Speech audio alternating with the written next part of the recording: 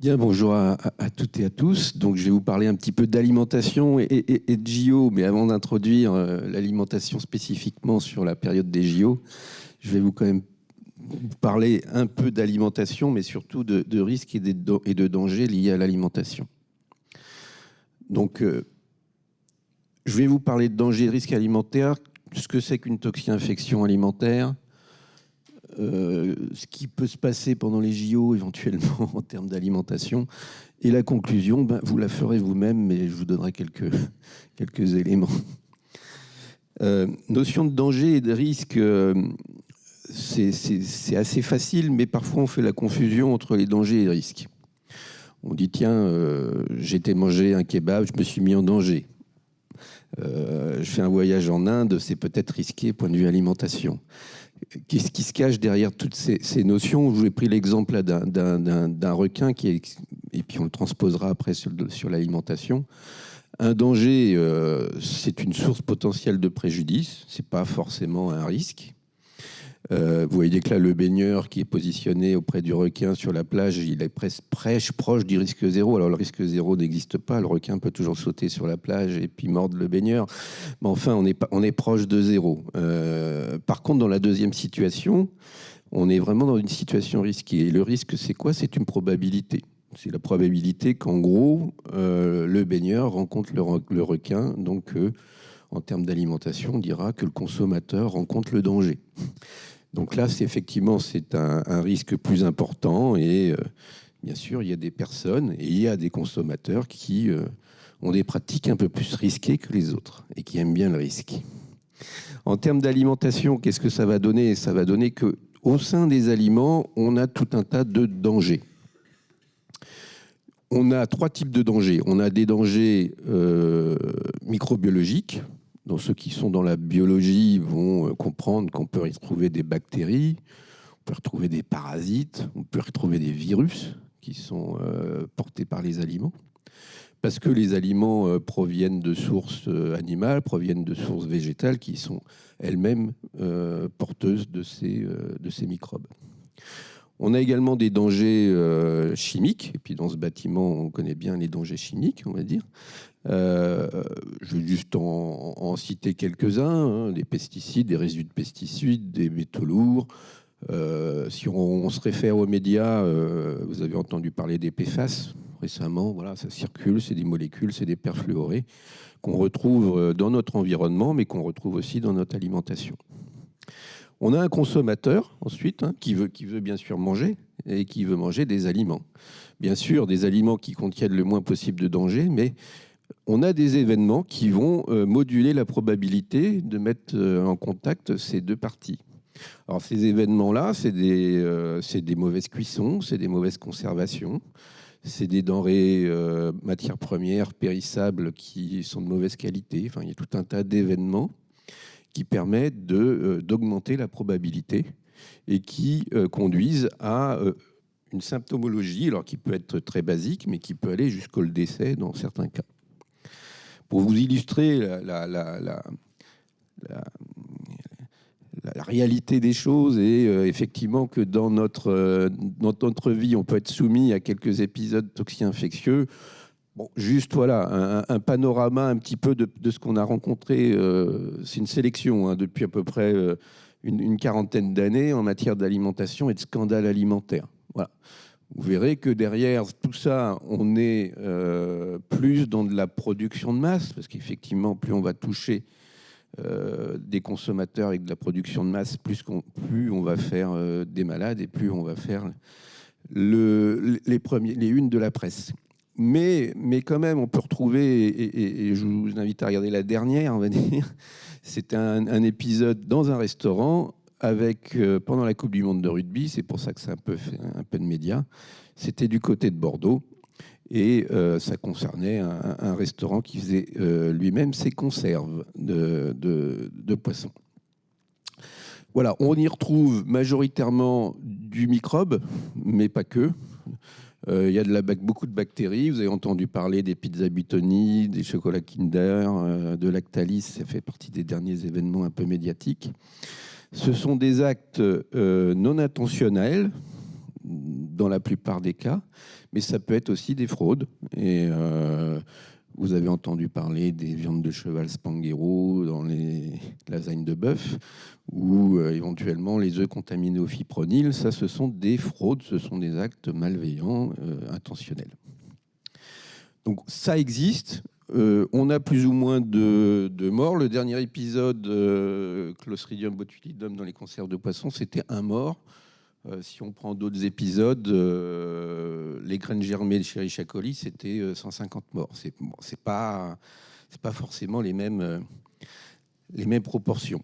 Donc je ne veux pas dramatiser, mais ça arrive. On a des épisodes de temps en temps qui sont assez dramatiques en termes d'impact d'une alimentation qui n'est pas saine. L'impact de l'alimentation sur la santé, elle est de différentes formes. Je mettrai de côté tout le côté manque d'alimentation ou surconsommation.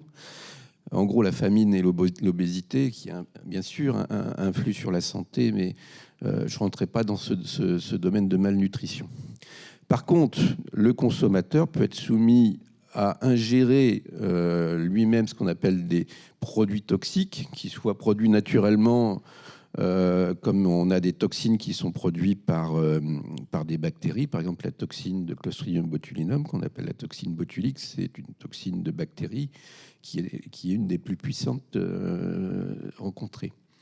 On a également des toxiques naturels issus de végétaux. Vous connaissez les champignons.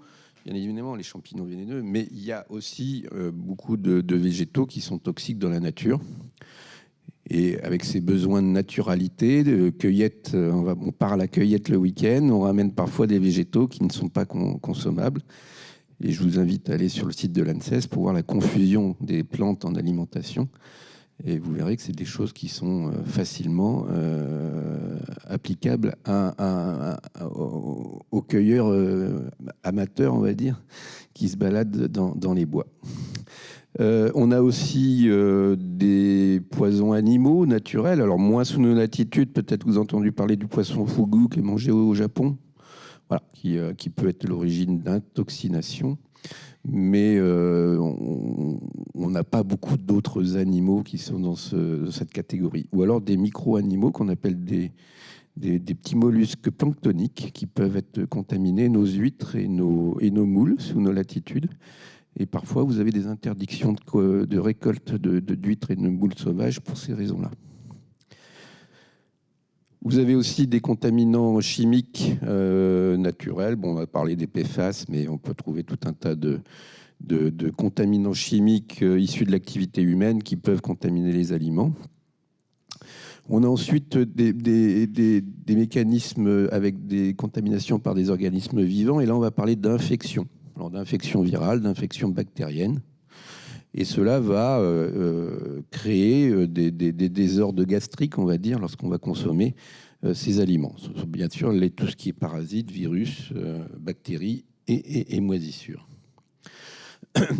Alors tout ça, on a des intoxinations, on a des intoxications, on a des infections liées à l'alimentation.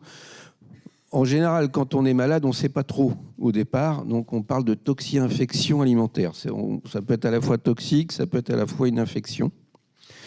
Et il faut savoir qu'en France, à partir du moment où vous êtes malade issu à la suite d'une prise alimentaire, vous ne serez pas forcément déclaré ou recensé. Il faut pouvoir avoir du recensement à partir au moins de 2 personnes qui sont malades sur la même prise de repas. Et à ce moment-là, on va parler de toxi-infection alimentaire collective. Et seul en France, les toxi-infections alimentaires collectives sont recensées. Donc vous voyez qu'il y a déjà peut-être un biais dans le recensement. On aura des chiffres uniquement sur la partie collective des toxi-infections. Ce qui donne un peu ces estimations en termes de chiffres. L'alimentation en France, ça provoque combien de malades? On a à peu près, alors c'est des chiffres de 2022 de Santé publique France, qui n'est pas très loin d'ici, l'autre côté du pont de Charenton. On a 16 763 malades, à peu près 4% d'hospitalisés et 0,1% de décès, 13 décès dans l'année, ce qui est relativement faible, on va dire, par rapport à d'autres maladies ou d'autres dangers. Ceci étant, c'est que les toxi-infections alimentaires collectives. Et on a un autre travail mais qui commence à dater, qui date de 10 ans, qui fait après les estimations par rapport aux cas individuels, on va dire les cas sporadiques où une seule personne est malade après une prise de repas. Et ça, c'est... Alors je ne le souhaite pas, mais je pense que tous ici, peut-être, on a été un jour un peu dérangé après une prise de repas. Et ça, ce sont des cas qui sont jamais recensés puisqu'on ne va pas consulter et on n'est pas relié à une autre personne qui serait malade au même repas.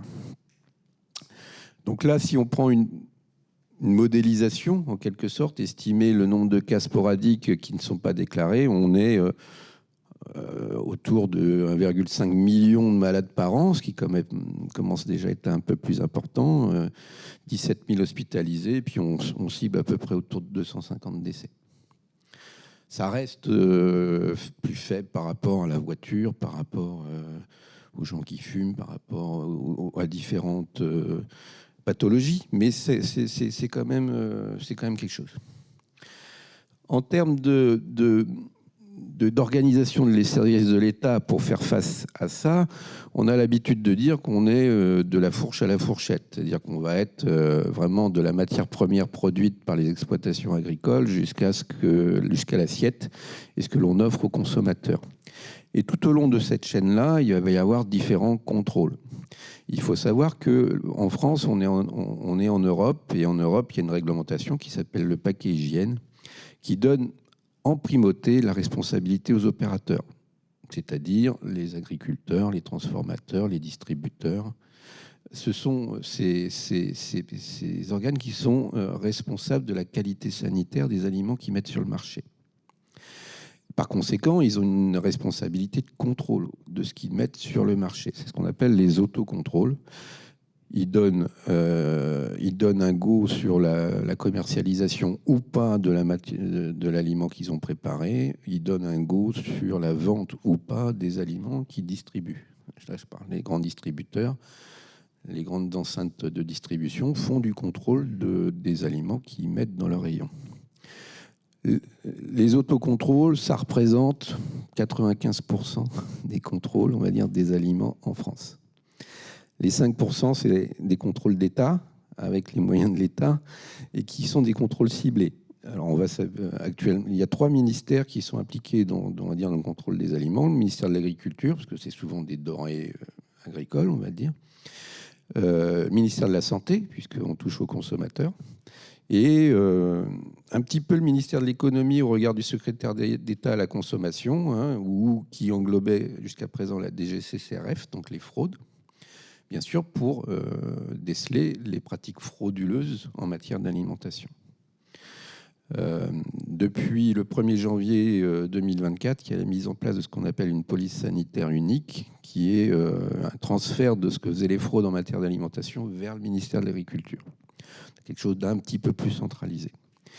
Et ces services de l'État vont les faire des contrôles. Alors, c'est ce qu'on appelle des plans de surveillance. On va les prélever dans des usines, dans des établissements de distribution, des aliments, et on va les analyser. On va faire des inspections. Ça concerne beaucoup la restauration, notamment. On a des inspecteurs qui vont les vérifier que dans les restaurants, les pratiques d'hygiène sont bonnes, pour pouvoir offrir une alimentation saine aux consommateurs.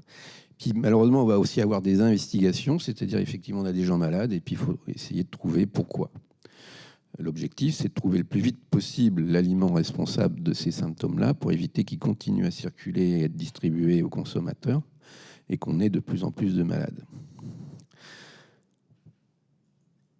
C'est ce qu'on appelle les contrôles officiels de l'État et ça représente à peu près 5% des contrôles qui sont effectués sur les aliments. On a l'habitude de dire que le système de protection des consommateurs et le système de sécurité sanitaire des aliments en France est un des meilleurs du monde. C'est pas parce que je suis français, mais effectivement, en comparant à d'autres pays, on est quand même sur une alimentation qui est quand même très protégée et très sécurisée en France, même par rapport à l'Europe. Bon, quelques chiffres. Le budget, ça ne vous dirait pas grand-chose, mais effectivement, il y a quand même 570 millions qui sont mis par l'État sur le contrôle des aliments. Près de 14 000 vétérinaires, parce que initialement, c'est plutôt un domaine de vétérinaire, pour aller faire du contrôle sanitaire en élevage, en abattoir, ou ce genre de choses-là. On a 6 000 inspecteurs sur le terrain. Ce sont des inspecteurs qu'on va retrouver dans ce qu'on appelle les DDPP, les directions départementales de protection des populations. Il y en a dans tous les départements et dans le 94, bien évidemment. Ça se trouve à Rungis. Vous devinez pourquoi. C'est pour la proximité par rapport au marché international. Vous avez 390 000 exploitations agricoles à contrôler et près de 720 000 établissements qui travaillent ces produits agricoles et qui les transforment ou les distribuent en France. Donc ça donne à peu près une volumétrie. On est à peu près à 190 000 contrôles par an. Donc vous voyez tout de suite que on ne contrôle pas tous les établissements, mais un établissement éventuellement est contrôlé tous les 4 ans ou tous les 5 ans si on fait une règle, une bête règle de 3 pour imaginer tout ça. Alors par rapport au JO, quelle va être un petit peu la problématique d'alimentation pendant la période des JO? Je ne vais pas rentrer dans le détail de ce que représentent les JO. Vous les avez à l'écran et vous aurez, je pense, dans le retour qui sera fait de la présentation et des documents qui seront communiqués. Juste pointer que c'est d'une période JO et paralympiques, c'est pendant l'été. Et pendant l'été, c'est les températures les plus chaudes. Et c'est les périodes les plus à risque pour l'alimentation. Parce que notamment tout ce qui est bactéries et microbes, ça aime bien la température pour se développer. Donc on n'est vraiment pas dans la période la plus favorable en matière d'alimentation.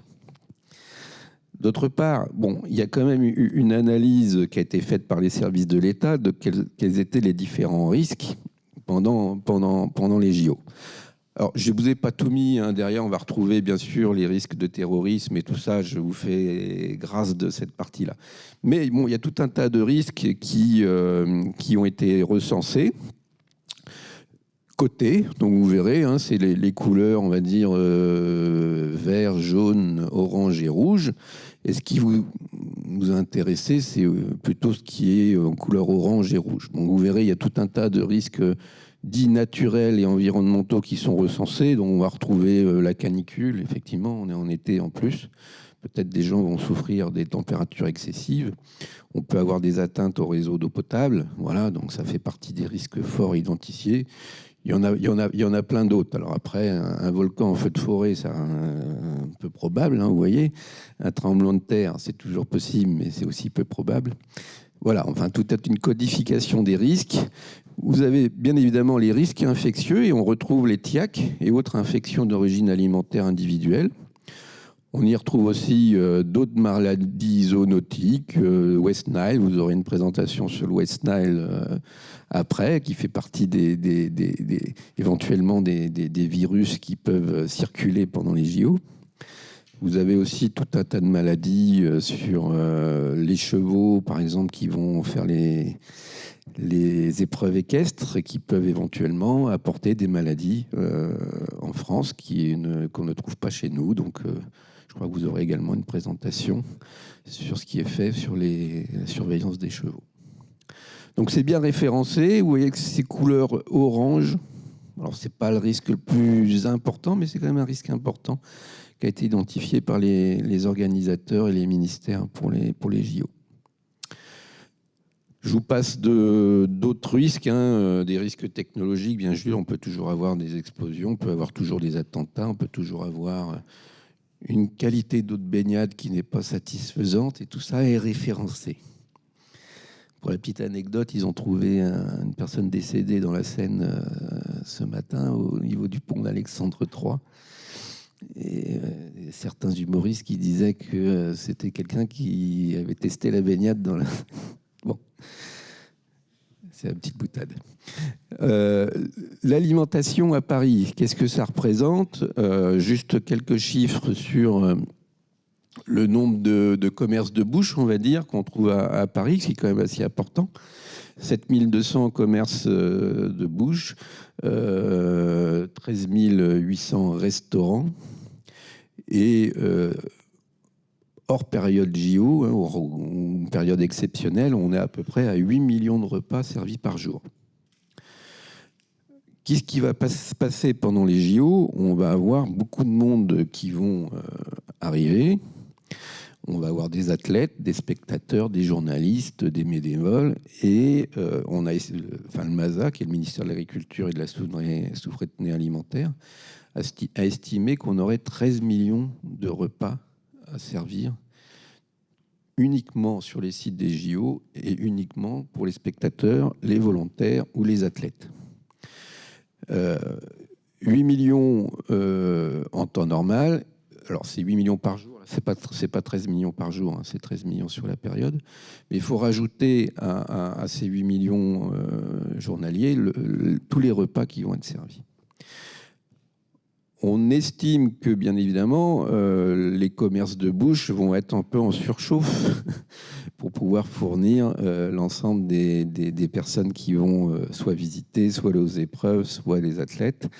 Et ces repas supplémentaires, il faut pouvoir les absorber.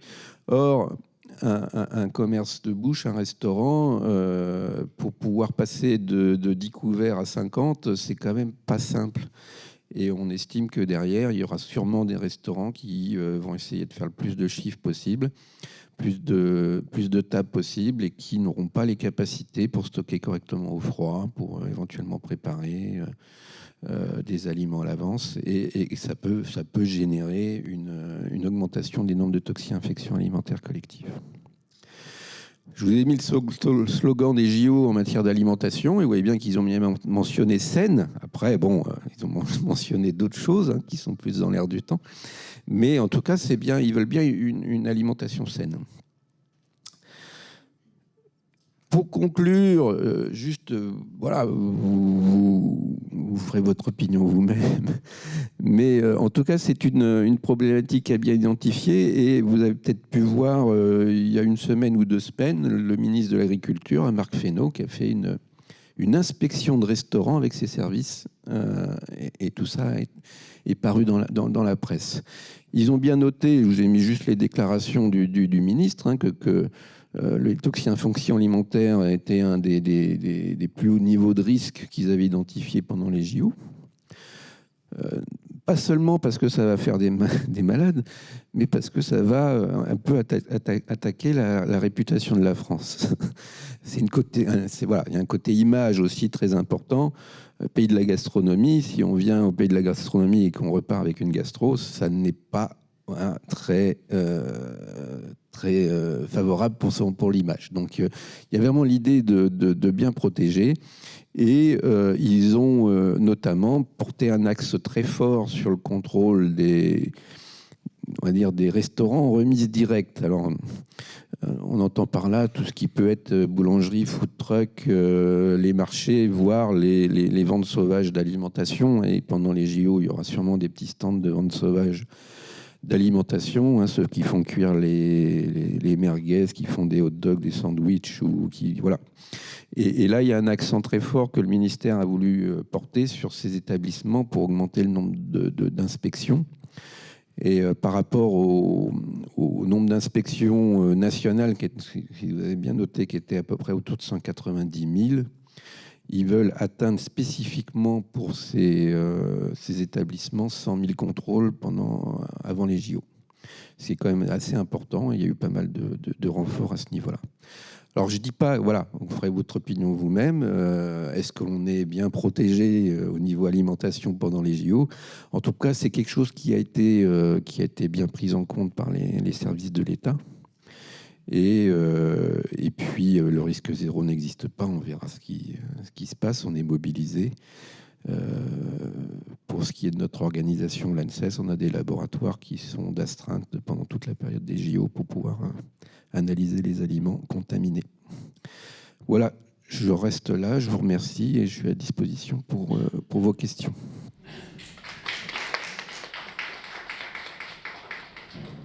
Merci beaucoup. C'est très, très, très intéressant et c'était évidemment très, très clair.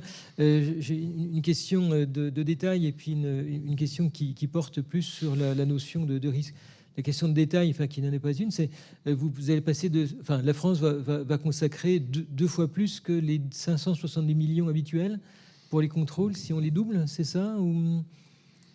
Enfin, il y a un budget conséquent qui va être consacré à ça ou pour pas? l'instant, il y a un peu de budget, mais je ne vais pas rentrer dans le détail des chiffres. Par exemple, sur les services de l'État, ils ont recruté des agents d'inspection. Ils ont recruté... moi, je peux vous dire ce qui s'est passé par rapport au laboratoire de contrôle. On a eu 7 ETP en plus. Bon, voilà, c'est...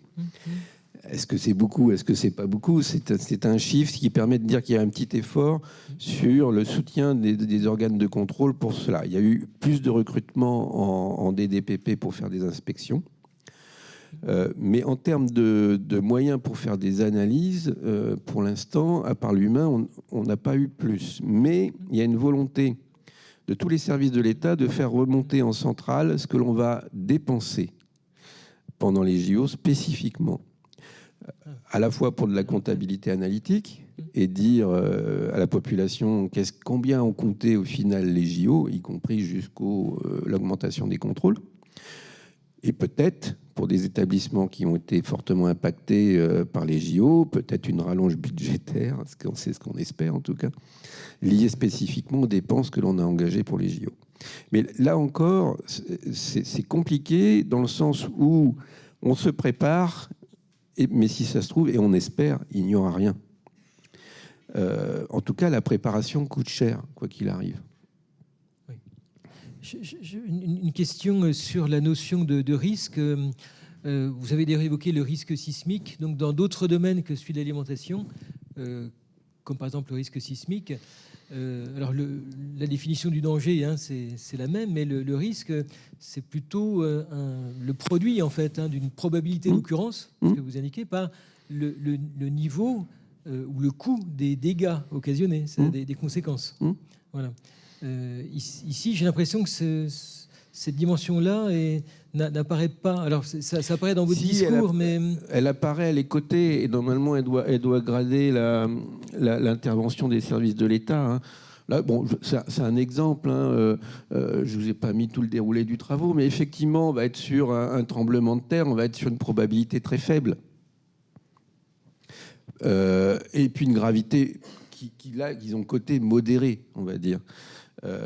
Parce qu'on n'a jamais, au moins sur les lieux où il y a des épreuves olympiques, on va dire, on n'a jamais eu dans l'histoire un historique de tremblement de terre.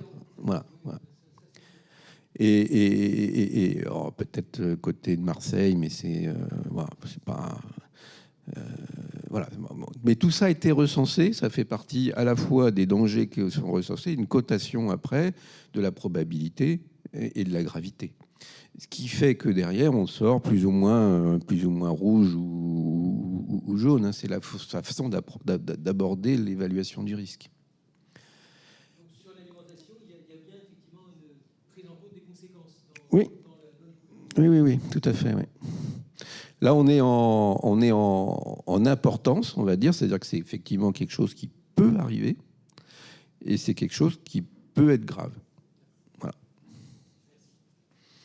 Un peu moins, vous verrez, que la canicule, en termes de probabilité, mais un peu plus fort en termes de gravité, puisque la canicule, c'est 2 et l'alimentation, c'est 3. Voilà, bon, c'est un exercice méthodologique, on va dire, qui permet d'anticiper éventuellement sur tous les dangers, mais je doute qu'il y ait des tremblements de terre ou des séismes ou des volcans qui explosent sur les sites des Jeux Olympiques. Voilà. Merci pour cette présentation. Donc moi, j'avais une question. Combien de temps vous faut-il entre le moment où la TIAC est déclarée avec plus de 2 patients et le moment où vous avez le résultat sur il s'agit bien d'une toxi-infection alimentaire? Comment sont mobilisés les centres hospitaliers ou les docteurs, médecins qui vont recevoir les patients au cours des Jeux Olympiques? Alors, les services de santé, je ne rentre pas dans le détail, mais effectivement, ils vont s'organiser pour pouvoir recevoir un afflux de malades. Bon, ils s'organisent un peu aussi comme nous, côté des aliments. Et si on a plusieurs, on va dire, plusieurs malades dans un banquet, ça va être identifié quasiment tout de suite. Il va y avoir des prélèvements des inspecteurs. Ils vont nous envoyer les résultats. Nous, derrière, ça dépend ce que l'on recherche dans l'aliment, mais on va avoir des analyses qui vont être disponibles dans les 2 à 1 semaine, on va dire. 2 jours à 1 semaine. Ce qui permet d'expliquer pourquoi les gens ont été malades, mais qui ne permet pas d'éliminer l'exposition qui a eu lieu avant. Après, ça peut être très compliqué dans le sens où, en fonction des agents, vous avez une symptomologie qui apparaît plus ou moins vite. Si on est sur de la toxine, c'est quasiment immédiat. Les gens mangent dans l'heure ou les 2 heures, ils sont malades. Si vous mangez un aliment qui est contaminé par l'hystéria, hein, qui est une bactérie qu'on connaît bien, qui est à l'origine du plus grand nombre de décès d'origine bactérienne en alimentation, les symptômes apparaissent au bout d'1 semaine, voire 15 jours. Alors, il y a une notion, et certains diront, bon, c'est pas très grave, puisque ceux qui vont venir en France pour les JO vont rester 2 semaines. Au bout de 2 semaines, ils repartent dans leur pays et ils seront malades dans leur pays. Mais effectivement, il y a cette notion d'apparition des symptômes qui peut être différée dans le temps, et c'est là que c'est compliqué après de retrouver la trace, parce que demander à quelqu'un qui est malade ce qu'il a mangé il y a 15 jours, c'est pas si simple que ça. Et où il a mangé, mais ça fait partie des difficultés d'investigation des cas de toxi-infection alimentaire. Nous, on aime bien, c'est quand il y a des toxines, tout de suite on est malade, c'est facile à retrouver, mais voilà, on sait à peu près ce qu'on a mangé il y a 2 heures. Par contre, d'autres pathologies et d'autres dangers, c'est plus compliqué. Ouais. Merci beaucoup pour la présentation. Et moi, je m'interrogeais, en fait, là, vous parlez des aliments, donc c'est un petit peu à la marge, mais par exemple, l'eau si les gens se baignent, et je pensais aux cyanotoxines, est-ce que c'est pris en compte? Est-ce que dans les statistiques, tout ça est répertorié? Alors oui, ça fait partie des dangers. Alors là, on va plus taper sur les gens qui vont être les eaux de Paris, qui vont faire les contrôles des eaux de baignade ou des eaux de consommation, on va dire. Mais c'est un risque qui est un danger qui a été recensé, un risque qui va être coté, on va dire. Après, les cyanotoxines, effectivement, on peut rencontrer des épisodes de toxi-infection alimentaire à microcystine, hein, qui est une des toxines qui est produite par les cyanotoxines, mais jusqu'à présent plutôt sur des eaux stagnantes, on va dire. De manière à ce que ces cyanobactéries puissent se développer et proliférer, avec des problématiques de baignade et de contact avec la peau. C'est recensé. Je ne suis pas sûr qu'ils ont coté très fort par rapport à la baignade dans la Seine ou dans les autres plans d'eau. Mais en tout cas, c'est des paramètres qui vont contrôler. Oui, ça fait partie des risques. Après, je pense qu'ils ont plus coté un risque virus ou bactérie sur des Escherichia coli tout bêtes ou des virus hydriques dans ces eaux-là, au regard éventuellement de périodes de pluie juste avant, d'une difficulté de traitement par les stations d'épuration, et une qualité d'eau qui ne sera pas baignable, quoi. Mais ça fait partie des dangers identifiés par rapport au risque hydrique.